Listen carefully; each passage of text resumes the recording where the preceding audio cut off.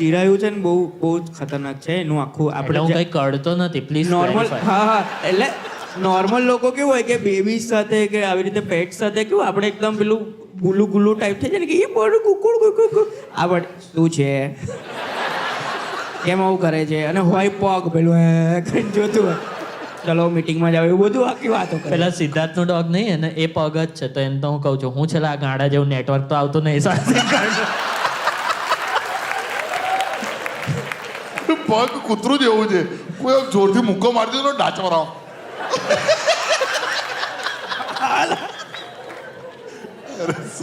પગ પેદા જ રિટાયર્ડ થાય છે ખબર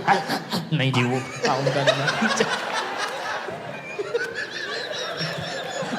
એ પગ એવું જ હોય છે આમ ઊભું હોય ને અને પછી કૂતરાઓને ખબર નહીં કેમ કે આપણે પાઉં ખાઈ રહ્યા છે ને તો એને જ ખાવા જોઈએ ને એને એમ લાગે છે કે એની મુંડીએ રોટેટ કરશે તો આપણને દયા આવી જશે આમ ખબર છે એવું કરે ડોગ્સ અરે ભાઈ અને ડોગ્સ છે ને ડોગ્સ ઘરમાં અગર કાઢી ટાઈલ્સ એટલે કીધું ને ઇટ સેન્સિટિવ થઈ જાય એટલે એને એફઆઈઆર બચાવી